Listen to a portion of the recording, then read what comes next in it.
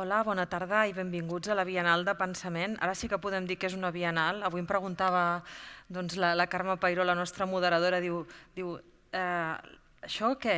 Es va fer fa 2 anys, no? I ara una Bienal, bueno, ara podem dir que sí, que ho és perquè hem pogut repetir.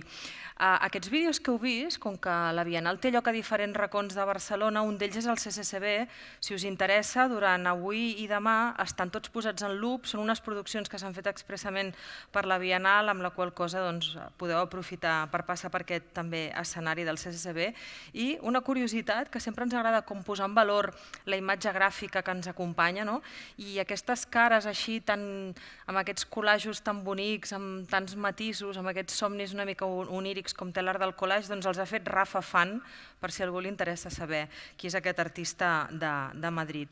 Recordem, ciutat oberta, el nostre lema, i també aquests itineraris de democràcia, ciutats i futurs, i aquest és el de tecnologia. Amb totes les mesures de Covid preses, sempre abans que entreu desinfectem les cadires, us demanem que entreu per allà i que sortiu per aquí sense grans aglomeracions, tothom ho està fent sempre molt bé, us ho agraïm.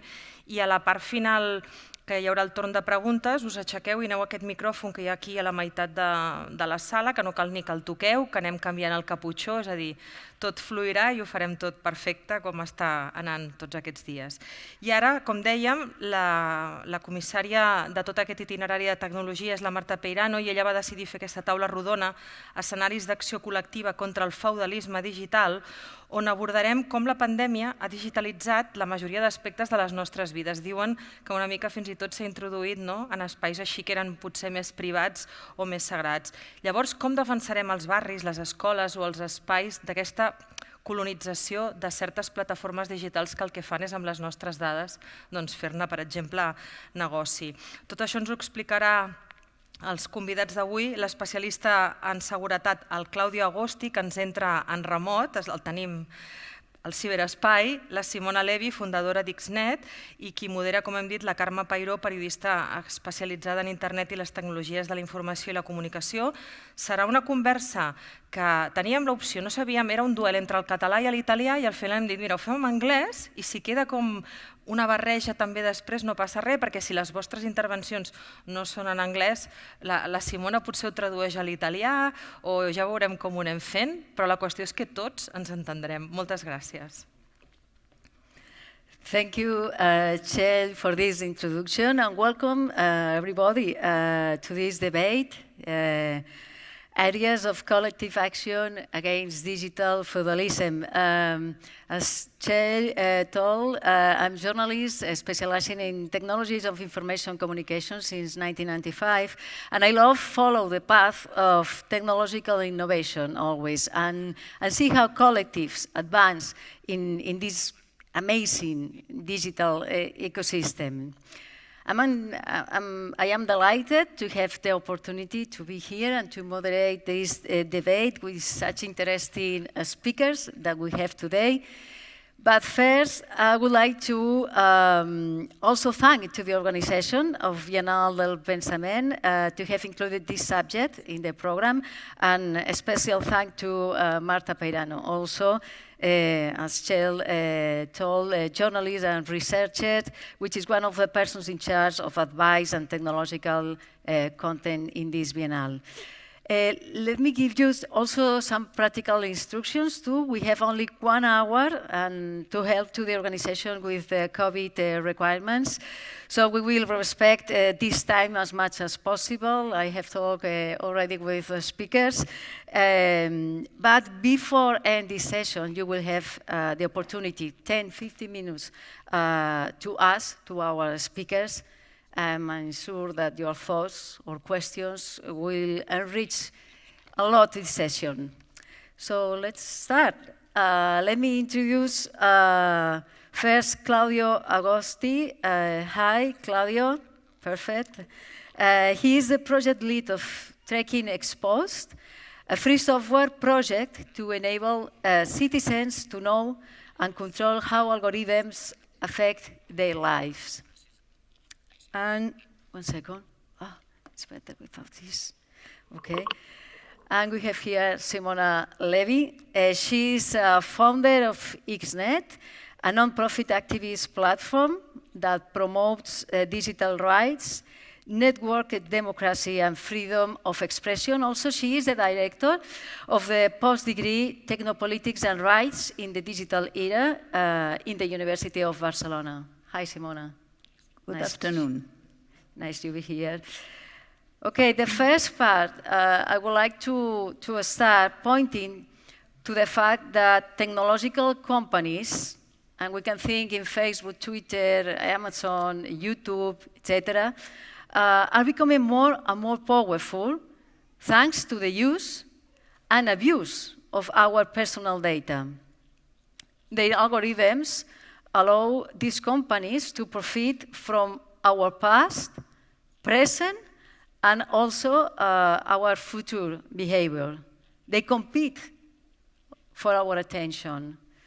The title of this session is Areas of Collective Action Against Digital Feudalism, and I would like to start asking to our speakers what we must understand for this concept, digital feudalism.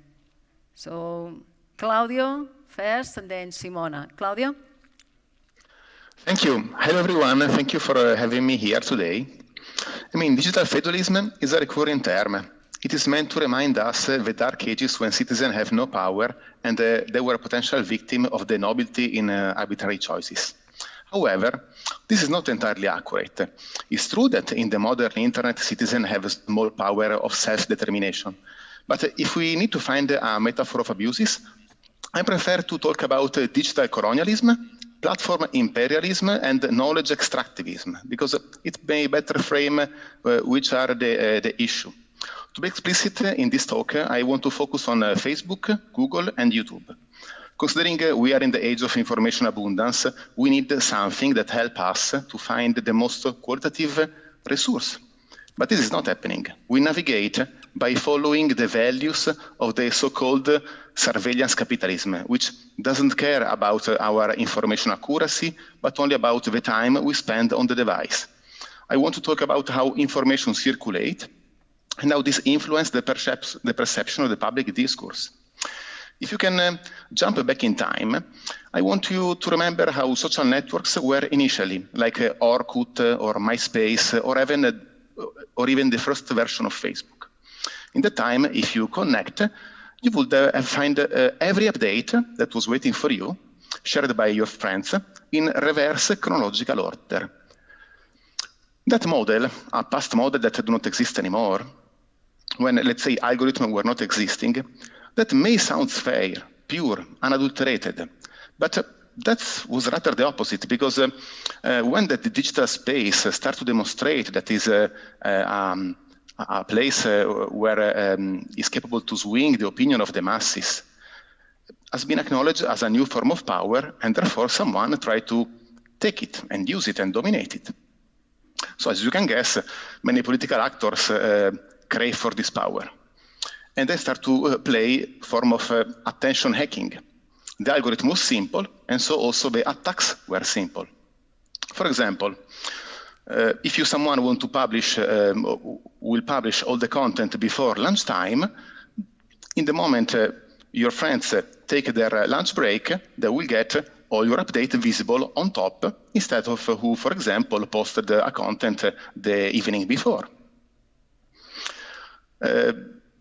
Or if someone starts to become influential because of some reason, and someone else pay this influencer to speak about their topic of interest, that is how new ideas get spread, not because of an organic interest, but because financial interests start to act in play.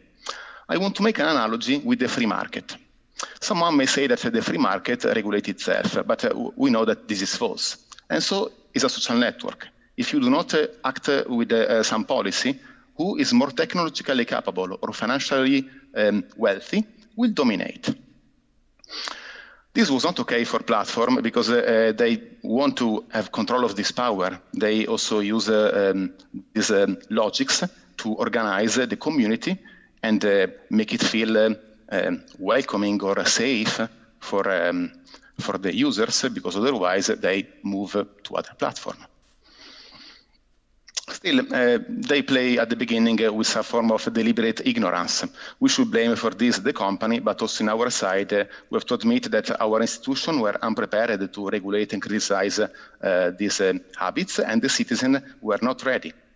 What has been maybe in our fault is that we do not ask for more control, but we demanded that the platform will solve the problem of spamming, hateful speech, inaccurate news on their own. Was a problem they create, and we ask them to solve it for us. That's, to me, was one of the issue, because that's legitimized the idea that the platform will not be neutral, or let's say ignorant, content neutral. They start to evaluate the content and the quality and decide, allegedly in our interest, what was mattering for us.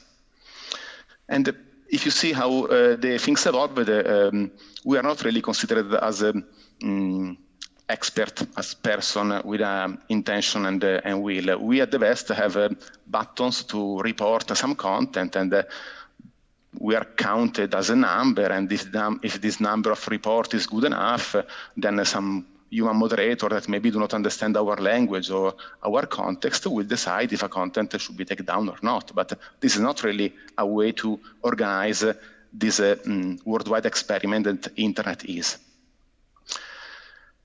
So a technology that will be developed in the citizen interest would have gone through a sequence of discussion between the parties, and then would have some form of measurable way to have a safeguard guarantee and impose a mechanism by a regulatory authority.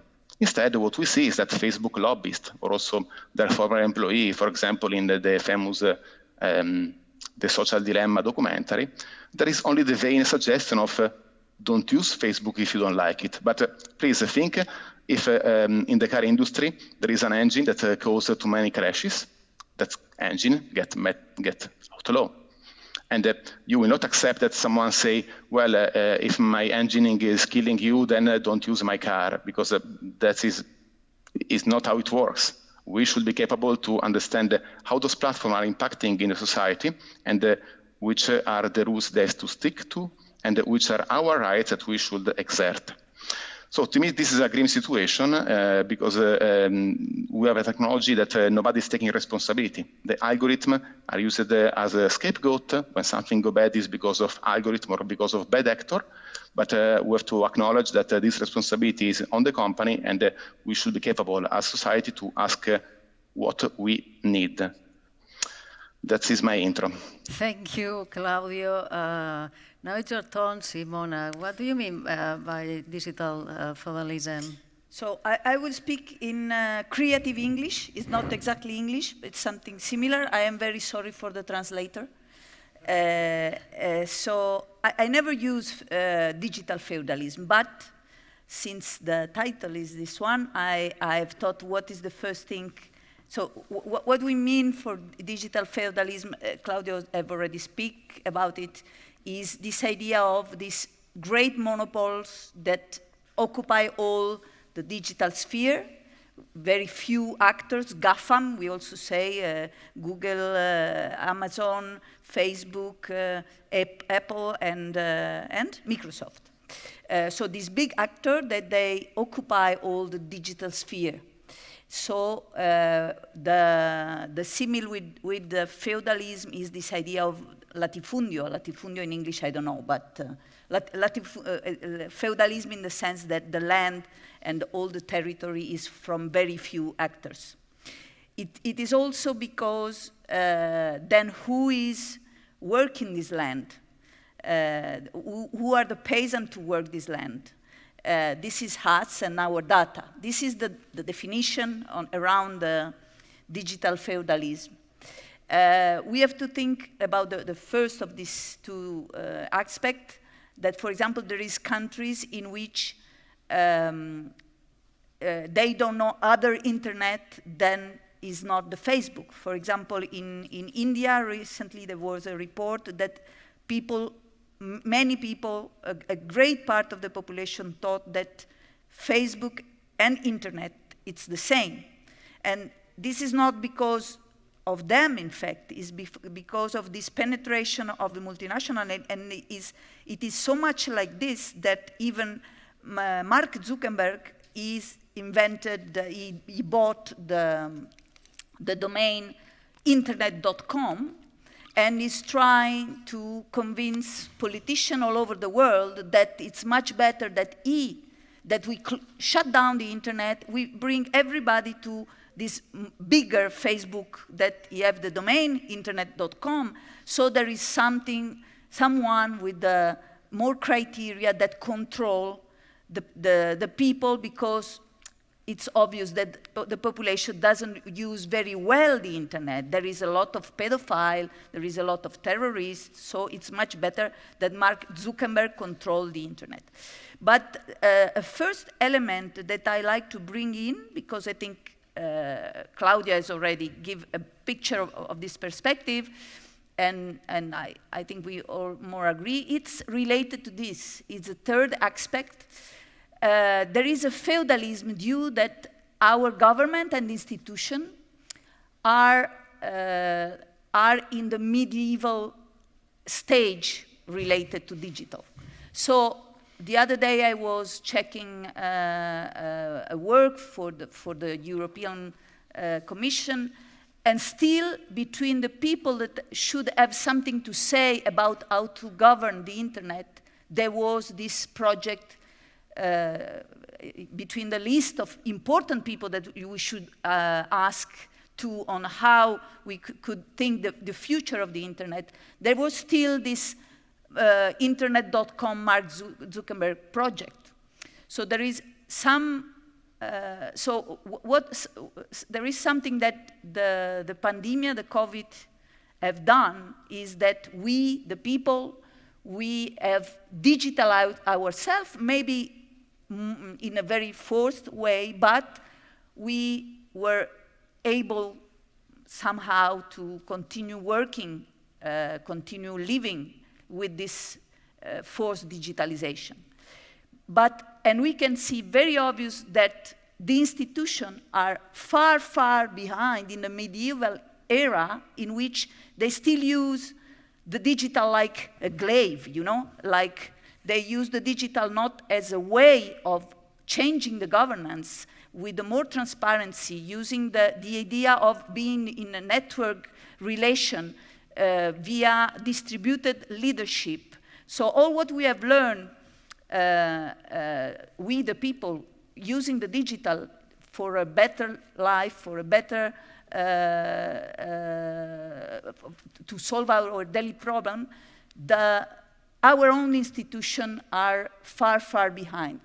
So the combination of this desire of control, of economic control from this big corporate, and the desire of power of our own institution, create really a new feudalism in which there is this concentration of power, and in which we, the laborers, are kind of the material for extraction. But I have always to add something. We don't have to fall in this trap. The trap is that, oh, there is bad thing happening in the internet, so the internet is nasty.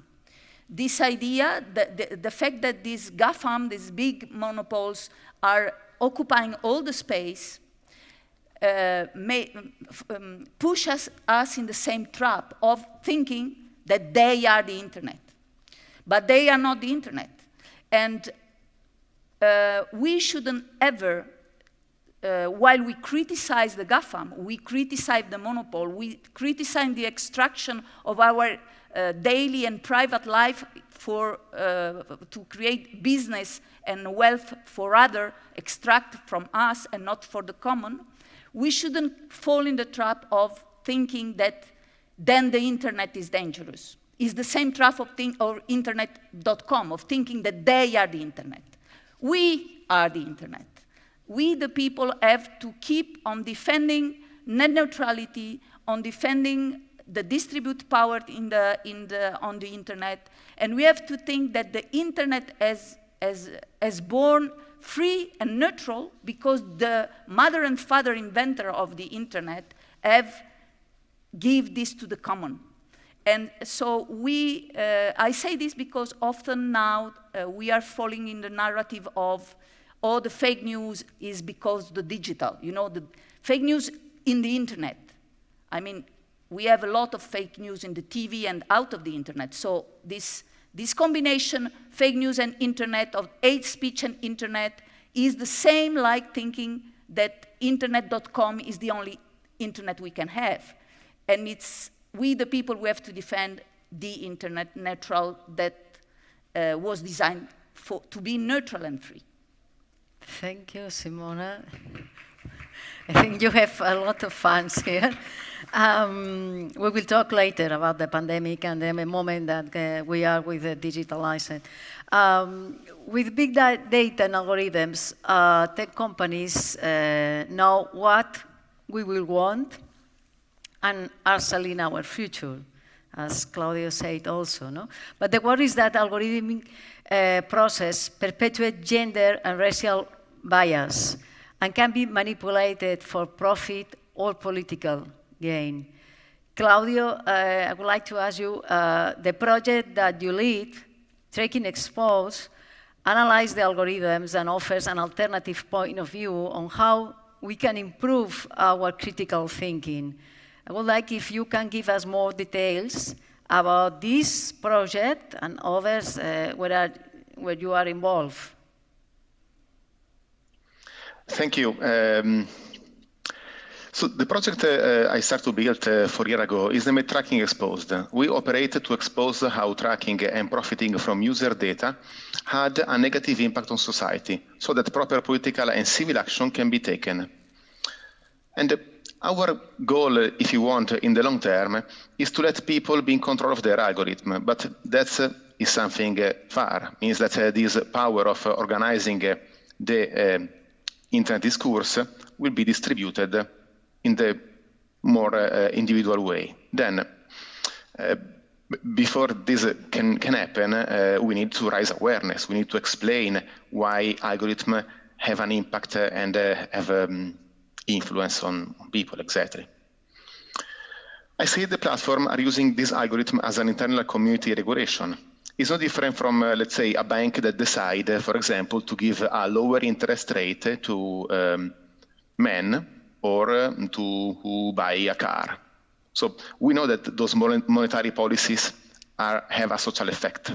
And we want to make people understand that also the digital algorithm are a form of social policy, and therefore they should be subject to public scrutiny. To demonstrate this influence, we built an experiment that includes volunteers or sometimes laboratory-like experiment with profile created from scratch under our control.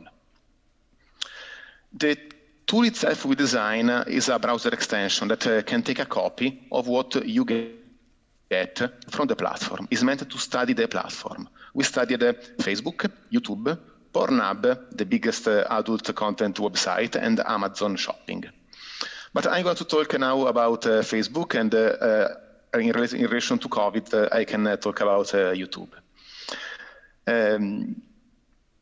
You can assume that if you have two profiles of Facebook, they will never exactly get the same content because they have different friends, they follow different pages, they interact with different people. Therefore, Facebook gives you different things. But that's also make you in the position that you cannot understand when something gets hidden from you or something else gets pushed.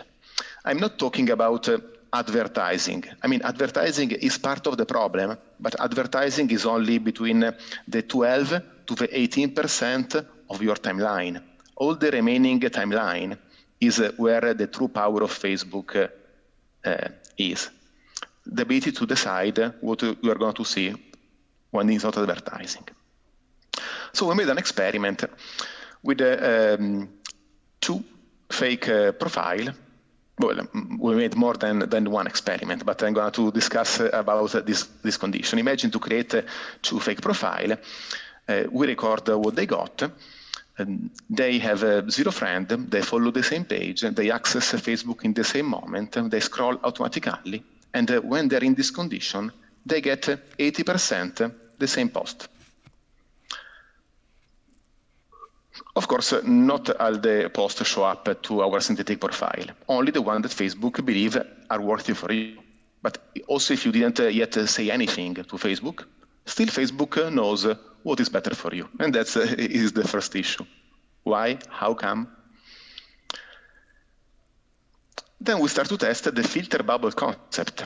By controlling our synthetic profile, we made them like different content. Just a few likes are enough to see the divergence that happen.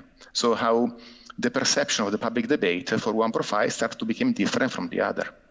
This is impressive because it means that even if you express your action without thinking, some likes, some friendship, those activities have hidden consequences that you cannot control or extract. Facebook does this only by selecting a post and excluding others. Do not matter how many times you access, if Facebook decides that your profile should not see a specific content, you will never see it, even if you follow the page or you are a friend with the author. So that is the first problem. There is some form of legitimized censorship. You are not aware, except if you don't go manually on the profile of the author. By doing this experiment, we isolated the various conditions. I want to share the two most insightful. So even if a news media produces a lot of content and their page share many updates, happen some cases that you will never see update from that media. Some pages just get better treatment than others. And it's not a matter of quality or amount of likes. It's just some decision that Facebook has. I don't know if it's because it's selecting some profile as part of an experiment or because has attributed some trustworthiness factor to news media. But I mean, those are business. They profit by getting their news spread. Why some of them get penalized and others prioritized? It's obscure, unregulated, and it's not acceptable that businesses may suffer discrimination without even knowing why. Another strange revelatory, if you want, findings is because during our simulation, we even tested to pretend our profile were following some specific political lineage. So once we had a profile that was the alt-right. And oddly, this profile started to receive a large majority of picture compared to the other profile that were receiving text or news or videos. Now, we start to assume that Facebook uses a recommender system, because that is the technical name, recommendation. And this recommender system leverage on similarity. So if you like a content, then Facebook assumes that you are similar to people who like the same content, and they show to you what the other person liked. You don't know who are those other person. But the social network eyes, you belong to this group. And this is fascinating because this does not only confirm how the emergent properties of the echo chamber happen, but also tell us about our society, somehow about the portion that we can simulate only by scripting and automatizing some profile. Now, it's fascinated when you see some important some important news, how is possible that a certain profile are completely hidden by saying that this happened. And the very fact that our neighborhood, our brothers and sisters or parents are perceiving a different perception, perceiving a different perception, sorry for this, are perceiving a different reality, a different impression of what is the public debate. That is the most worrying part. Our goal in the long term is to gradually increase the amount of persons that can collect those evidence and let them try to experiment their own algorithm. I mean, I know what I need, and if I'm doing a research for something that I'm knowledgeable, I may want to have everything and then decide on my own. If I'm ignorant on something, I may relate to some trustworthy source. If I'm doing a vacation or if I'm doing a research for a specific exam or a specific job, I may decide for different algorithm. That is what we want in the future to try to reach. Will this solve the problem? No. If we promise that a technology will solve a political problem, we will do the same error that those companies are doing, promising that with technology you can solve a social problem. We just believe that if you start to have this power, you can understand at least what is happening, and you can decide who are you when you want to change your method to access to the information. You can confront with other, learn from other, and instead of just be a sort of passive watcher in Facebook. And if I have other 5 minutes, I can talk about a special form of resistance that was not digital, but I don't know if there is the time for it. 1 minute more, and then Simona explain us if you want to add something else. Oh yes, because at the moment I'm in Berlin, but was fascinated that here a new form of resistance has been seen. It happened when Google was supposed to install a special kind of office in Kreuzberg. It was a new format. On the first floor, a sort of co-working space where young technologists can spend their time for free. If the project you are developing and the idea you have are worthy, then you get offered to come to the second floor. And in that case, you will be scouted and helped by Googlers to use Google technology and develop your idea in their platform. And that is exactly how the trap works. In the moment you use those infrastructure, you let your adopters, your idea be studied by Google that is not even buying your startup. That is what we can say the true example of knowledge extractivism. The public school train minds and talent, and the next stage then less than acquisition, you just start to give what you are finding to a company that only install an office in a neighborhood. And for 18 months, a variety of protests happened for this. A mass of protesters were meeting in front of the building where Google was supposed to come the very first Friday of every month. The name of the assembly was Noise Against Google. And when the police start to be, let's say, more annoying than the protester, someone had the idea to use the canal in front of the building, and this made the first anti-Google flotilla. Then there was stickers saying, fuck off Google, or Google is not a good neighborhood all around Berlin, because there was some gentrification fearmonger also. I mean, you know that when people with a stipend that is in average 2 times or 3 times what is in the neighborhood, that's a change a price in rent and in the shops. Mm-hmm. The day that the World Cup 2018 started, the street was blocked and let kids to play soccer against a large Google insignia. Activists went shop by shop asking owners what they were feeling about it.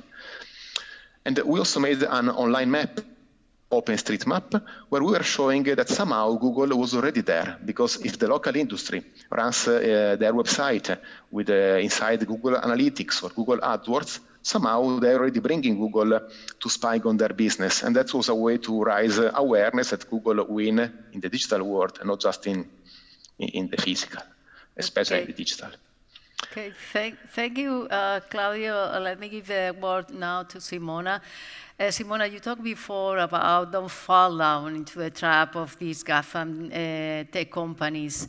And the truth is that we all benefit from digital services such as Google, Google Search, or all their products, but we didn't sign up to have our behavior analyzed, catalog, shape, and sold to these companies. Recently, XNet has promoted a strategy for privacy and democratic digitization without Google in Catalan schools. That is a very interesting project, and I would like to ask you all the details and what happened with data in our schools and what we can do to escape to this Google's control, if we can.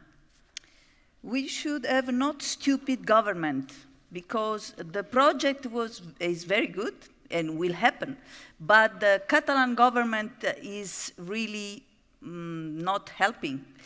So I think the problem is, again, that the more feudal that we have is our governments. So briefly, when I think Google does, in the context of, Google is, they have declared that they want really occupy all the field, the public field, like schools, healthcare, even transport, etc. And I think they are right. They are a business, and they have to evolve as a business and get as much space as they want. So if nothing is done for digitalization of our administration by our governments, of course, Google knocked the door to the desperate school that they have nothing for the digitalization because the institution doesn't take their responsibility of democratic digitalization. They go there, they say, for free, you can digitalize your school. And of course, everybody gets it. I mean, this is not the fault of the school, this is not the fault of Google. Google is doing its business, and school know that they have to digitalize because we are in the digital era, and so we need the digital. So the plan consists in something absolutely genial, vamos. You need such a brain like mine to think about something. That there is other options already working, which are auditable, so that you can see what happened with the data, and you are soveranitat, probablement en català s'entén millor. Com es diu en anglès? Sovereignty. Sovereignty of your data. So there is plenty of free software, and not because it's free and free it's nice. What is nice in free is the fact that everyone can audit and see what is happening with the data that you, for example, that you put in the cloud in a cloud where the code of the cloud you can check, right? So, and this is, you don't have to invent it. It's already there. There is platform running, for example, Nextcloud is running La Gendarmerie de France, so it's a serious stuff. So we are not in a hippie perspective, we are in a very serious perspective, and also this perspective gives another option, because the free software is nice because you can audit, and it also is nice because everyone with a startup or with his small company or big company can use the code and provide the services to the school. So what we are saying is that the money that is put in the digital from the institution should be used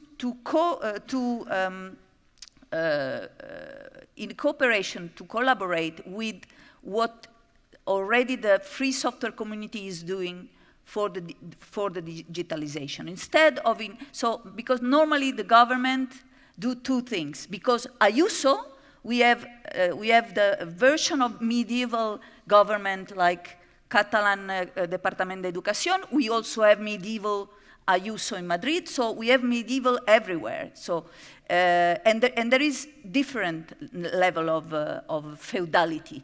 Because Ayuso, the difference between the Catalan government and say, Google say they are doing everything all right, so we believe it, and we suggest everybody to use Google.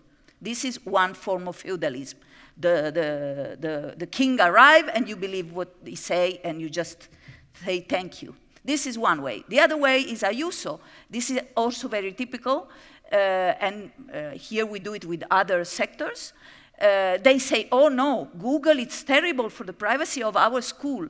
Let's bring all this money to invent the wheel again and give this money to some friend of us, big company, private, that give us the code again, but since it's a private code, is not open source, so we invent the wheel over and over again. We reinvent the internet over and over again because we lock it all the time, same like we do with vaccine for medicines, right? So we have to reinvent the things all the time because of the copyright patent. This is a problem with the COVID, okay. So why the government doesn't accept something which is absolutely logic is put the money. In fact, this plan is 500,000, and the government of Catalonia have 100 million euros for digitalization of school, and they don't have 500,000 to put in a machine that already works in order to put it in a level that can be useful and compete with Google. We don't want to prohibit Google. Viva free market, no problem with free market. But we need an institutional, not feudal, but an institutional view on a democratic digitalization of school and of administration that permit that the machine work as, is like inventing the printing press all the time. It's like instead of reprinting books, we have to create a printing press every year. This is crazy. But they don't want to do it because they have they are in a feudal era, and they are very sensitive to the pressure of this big fish. And also to not the very big fish, also to the small fish, because we have to remember that political parties are built on clients' structures. So you need to pay back your clients. So we have a problem that we, the people, are already in the digital era, but we are ruled by a feudalian client-based structure of political parties. So it is very important that we stop voting them somehow. I don't know who we could vote, but we should tell them that they own us. This money is our money, this future is our future, and we need that they don't give all this value, all this, all our private life to this big GAFAM, because this is a crime, is a crime for a fundamental right of privacy, but is also a crime of corruption. So I think we should focus in this very simple way. It's a matter of stepping back the old society. The society wants to go for a democratic digitalization in which we have an internet democratic and we are in control of our data. And we know that we can do it, but they refuse to put the resources to make this collaboration between private, open sector, institution, and citizens. So we have really the need to claim for it. I have to add something on, so if you are in school and you have to sign for your kids to use Google, I'm sure if you are at school, you have to, because there is no other solution, because they don't want. You should sign that it is not forever, that you oppose this, and that you are demanding, so you need that your authorization reach the government. And they have to know that we are not accepting Google. They don't give us any alternative, but Google is feudalism for the school. It's not an option. It's imposing feudalism because they don't offer the other option, and the option is out there and could be offered, right? So we have to be proactive, showing that we don't accept this feudalism. We don't accept that they don't give us alternative. Same with fake news, very quick. With fake news, it's the same. Again, they say that we are the people that we don't verify. We are the people, we are not using well our freedom of expression. But the bubbles, the echo chamber that Claudio was saying, the worst echo chamber of our life, it's TV. So why they are criticizing so much the internet, in which there is, of course, echo chamber. I'm not saying all what Claudio say, and this initiative of dismantle the algorithm governance, of course we have to do it. But also we shouldn't accept that we segregate the internet as the problem, because we are in the digital era. It is not an option, it is not a tool, it's the world we are living in. So there is echo chamber in internet, but the biggest echo chamber is their TV, their press, their comunicado de los partidos políticos, which are translated in the press if they were news, but they are not news. These are echo chamber. Each time that a newspaper inform us, giving the voice to a communicate of a political party as if it was an information and not just amplifying only one voice, this is an echo chamber. Is the same echo chamber created by the algorithm of Facebook, for example, is the echo chamber created by the algorithm of a governance which is extractive and not at the service of the common good. Thank you. So let me, to understanding which phase is your, this project of XNet, the strategy. So you presented the strategy to the Catalan government, and then they don't accept or they don't adopt your no, measures? They sign an agreement after 2 years trying to explain them this very simple thing that I'm sure you have all understand the first minute. So after 2 years, they sign an agreement which they don't have respect at all. And now Google have told that they have signed an agreement with Google. They have not announced it yet, but this is for you the first news, now you know. They have not announced it yet, but we know. They have signed an agreement with Google, and when a school desperate by the lockdown that they are unable to manage, ask for what solution, they say Google. So they are doing marketing for Google, right? They are not governing. They are not ruling a country. They are selling Google. I don't know if we want to have this kind of ruling in the digital age. It's long today to talk about this. We are contacting with other institutions. We are talking, for example, with the City of Barcelona, Comunidad Valenciana, many Consejo de Europa, many. So what we are proposing is the future and will happen. It's like with the Inquisition. So when the printing press started, we had after that 3 centuries of burning book.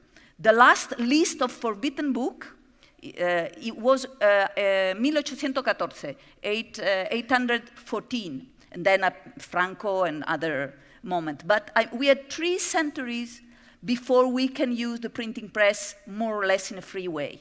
So we would like to avoid this 3 century in which we can use the internet as a tool for democracy. We should really push for our government to not be so toxic and reduce this 3 century for some years if we can, if we can make it. There is a classic saying that says, if you are not paying for a service or a product, you are the product. And that is what happened now here in our schools with Google and all the examples that Claudio said before. Just a second, very brief, Karma. The problem is Google is for free, right? So I don't know how a government cannot think why we have 1 million students in the public schools in Catalonia. So or Google is a saint, or the government is stupid, because how you can imagine that a company give for free service to 1 million people without anything getting back? So do we want to have a government that is so stupid? That's a question. I think it's not necessary to do this question, but when things happen like that, don't... Yeah. Okay, we are in our last 10 minutes, and as I told you before, you have now the opportunity to ask to Claudio and Simona. I have lots of questions for them, but I think it's more interesting if you can ask to them. So don't be shy and just raise your hand and come here to the micro in these last 10 minutes. Or comments, yes, thoughts that you have after listening the participation. Yes, hear this one. Can you go here to the micro, please? Is there, if there are more... Puc parlar en català, és que anglès Sí, no... sí, cap Yes, problema. we will translate in this creative English that we are talking. Sí, bàsicament estic d'acord amb el que ha dit el Claudio i la Simona, totalment. I volia preguntar si una possibilitat, una solució una mica optimista d'aquesta pandèmia digital podria ser el que va passar, una cosa semblant al que va passar als 80 en l'energia nuclear, recordeu? Nuclear no, gràcies, no sé què i tal. És a dir, a l'ecologisme, perquè heu parlat de la privadesa de dates, parlem de xarxes socials, que evidentment són xarxes, nosaltres són el cardumen, d'acord? No són únicament eines per comunicar-nos, sinó que s'agafen les dades. Llavors, tenint clar que això té un consum energètic importantíssim, o sigui que una búsqueda a Google, un WhatsApp, una foto a Instagram, té un consum energètic. Jo me trobo a alumnes meus, moltes vegades, que no són conscients que el seu WhatsApp té un consum energètic. Pensen que això si no costa diners, vol dir que no té un consum energètic. Per mi, penso que, i m'agradaria saber què penseu vosaltres, una alternativa hauria de ser parlar d'ecologisme.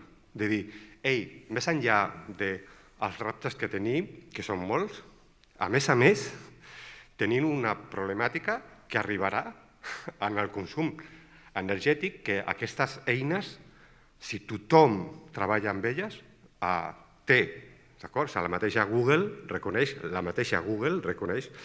que una búsqueda a Google té un consum fa una emissió de CO2 d'aproximadament 0,2 mil·lígrams. D'acord? Això vol dir que 1.000 milions de búsquedes al dia té un consum energètic brutal. Penseu que l'ecologia, que una alternativa per lluitar en aquesta pandèmia digital podria ser parlar també d'ecologisme? No puc estar més en desacord. I don't know, 1 second. I will try to translate for Claudio. Or have you understood? You understood? Io entendia spagnolo, ma non hablo Oh, spagnolo. perfect. Això era So let's català, go. no era Let's go. espanyol. Aquí no la liem, 1 second, Simona. Simona and Claudio, is there any other word, any other person that want to share their thoughts or ask? Yes, please. Can you? Yes, really quick one. Try to speak in English, let's see. Do you know of any initiative, or do you believe in any kind of like platform cooperativism that, other kinds of governance, based on free software, communities, like any alternative? Do you know of it? Yeah. Okay. And the third one. Sorry, any alternative to what? Any model of platform cooperativism, cooperativismo de plataformas. ¿Cómo hacer una plataforma abierta o cooperativada, digamos? Okay, and we will accept the third one, and then you answer all of them. The third one, it was, yes, please. Thank you.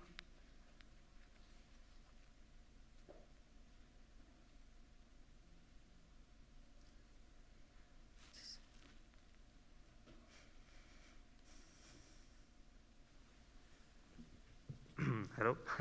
Okay, I will try to speak in English. I would like to outline a possible scenario of resistance, at least for what is Twitter and these social networks. It's called, well, we know it as the Fediverse, like federated universe. And the thing it's like social networks that work in a federated, let's say, structure. And the servers are local to your community, or they can be local. And talking about the linking with the energetic stuff, each community decides both how the servers are powered, but also it links with what Claudio was talking about, that the chronological order doesn't exist anymore. Well, I have to say that I received my timeline in in chronological order in that social networks, at least. Mastodon is like the most node of them. Yeah. I would like to know, what do you think about these networks if they are known to you? Thank you. Right, Claudio and Simona, yes? I start because I don't want to be unpleasant with the first person. But, Perfect. But I know that the first intervention about ecology and saving, etc., is done from a very good, with a very good intention. But this is really the problem, because we are falling in what the system wants us to say. They want to control the internet, and so it's like to say it's better that the electricity doesn't reach the people because it's bad and it's better that we don't use printing press because it's bad for the ecology or for the planet, and it's better. And I don't think this is the problem. I think we should all access the technology, and with the access of the technology, we should think about the ecology. But it's not a problem of stop using the internet, because they will use the internet. It's like saying, let's stop to use electricity. Of course, we have to save in order to not destroy the planet, and to create electricity in a way that doesn't destroy the planet. I agree with all this. But it's not a contraposition on these problems are not solved by not using the internet. The internet have to be a public service, like water, like electricity, because the internet is the era in which we live, is like the wheel, the fire, is the technology that every people should use in order to have a better life in all the field. So if we accept the criminalization of internet as something evil because it's anti-ecologic, because then we are doing the narrative of the power in order for them to control it. Because there is not, we will not see a world where the wheel is not there anymore. We will not see a world in which we are not writing anymore, in which there is no fire. So let's use this tool for the common good, not accept this idea that the tools are dangerous, because it's the narrative in order for the power to control these tools. And to link with the rest, of course, there is always alternative. There is, in our project for the school, is just to amplify all the tools that the community, online community, digital cooperative are creating, like Nextcloud, Moodle, Big Blue Button. All these tools are already there. There is community in community, Linux community. You see, the free software, the open software is there since the beginning. In fact, we have the chance that the internet has been created free and neutral, because could have been created like a Facebook from the beginning. So we don't know what we have. It's like el genoma humano. It's open because someone leave it open in the beginning, and it's great to have this open. So we have to defend this, not to say that is dangerous. And we have to amplify all this, that I'm sure Claudio knows much better example like Mastodon, all this. But we, as in the life, we have to have an alternative life without the rule that the system wants us to have, yes, but we don't have to leave the square to the power. So we have to be in Facebook, we have to be in the autonomous field with our rules, good rules, commons with in cooperative, with not competitive, but we shouldn't let the general arena for the debate to them. So we have done very well, we the people again. Facebook and Twitter were invented for us to watch stupid cats all the time. And we use it for revolutions. So we did an aikido to this tool that they are meant to occupy the public field. Now they are responding back, but we don't have to step back. The internet is for the people and have to remain for the people. Thank you, Simona. Claudio, for sure that you have answers for the questions that with you we will end this session. So your turn. Thank you. Yes, I know the Fediverse and Mastodon. I believe that this community, that community which also I belong, is still new. And when a community is a newborn, the person that participate, they share the same values. They respect each other differently than when a social network became mainstream. Now, I'm skeptical that if Mastodon will ever become mainstream, as first, there will not arise new nodes that hide some form of exploitation. Because at the moment it's voluntary based, and people that decide to which instance they stay is because they trust it. But in the moment it became mainstream, there are much more people that do not know any Mastodon admin, that they would have to rely on the most mainstream instance. At the moment, Mastodon.social is also the most used compared to all the others. So imagine this tendency if the Fediverse became mainstreamed. And second is, in the moment the community change, putting all together, also abusers are present. And those kind of abusers bring a bad shade into the network, and that's bring a form of moderation necessary. At the moment, the only form of moderation of the Fediverse is that you blacklist or hide everything that came from an instance. But I'm afraid this cannot be enough. So I'm confident that that is one of the free way to have a social network, and especially I like the fact that it is interoperable. Bringing interoperability in platform is also what the antitrust should try to do with the GAFAM. And if Mastodon win before or the antitrust moves faster, I don't know, but that is the destination I hope that will happen. Again, in the moment a platform like that became mainstream, it will be spammed, abused, and you will need a method in your control to optimize your experience. Because it's not just enough to follow and unfollow new person hoping that they will share exactly what you need. For the first question, if I can I? Yes. I like to see that, capitalism brings a lot of externalities. Externalities are hidden costs inside of the pipeline that you don't see. And most of the time that an algorithm is built to study on you, it really costs a lot of CO2. And that is not necessary. If we had a technology in our control, you may see that it may be much less smart. I like to see that we have to develop stupid technology used by smart people instead of a smart technology that decide on your behalf. And that's also a lesser carbon footprint. That can be a narrative that should be used. Sadly, if you see how the Ministry of Education in Italy react by delegating to Zoom and Google, analogically to what Simona was saying, seems that this kind of sensibility is not so mainstream enough. And indeed, voting a better person is a solution. It's also true that the speed of democratic institution is far slower than the speed of a corporation.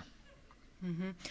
Thank you, Claudio and Simona, for your very interesting point of view about this digital and technological world where we live today.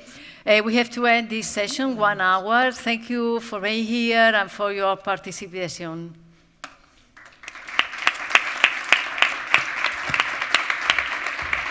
Doncs moltíssimes gràcies a tots. Jo, Simona, m'he quedat amb les ganes, ja no ho feia abans, de penjar gats al Facebook, però sabent que contamina, perquè ens pensem que internet està en un núvol, però estan en uns vivers, ja no en penjaré cap, de gat. Moltes gràcies. A les 8 tenim una nova sessió. Disculpeu si al començament no hem acabat de posar els subtítols ben ràpid, necessitàvem situar-nos una mica. La pròxima sessió, que és a les 8, si algú volia venir i no està apuntat, espereu-se perquè sempre hi ha algunes baixes, amb la qual cosa segur que trobareu lloc, d'acord? Doncs vinga, fins ara. I això ha estat gravat tot, si algú ha de transcriure, ha de fer alguna feina, vol agafar més idees, ho trobareu a la web demà.